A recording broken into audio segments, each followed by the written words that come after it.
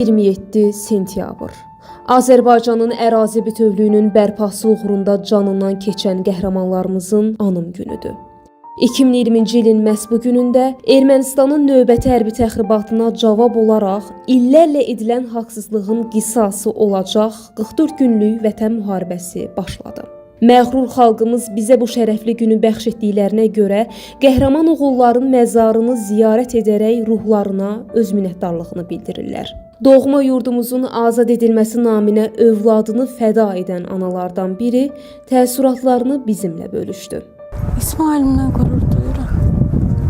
Bir evlad kimi, bir oğul kimi. Çox qeyrətli bir oğlandı. Onun kimi burada yatan bütün oğlanlar hamısı onun kimi qeyrətli oğlanlardır.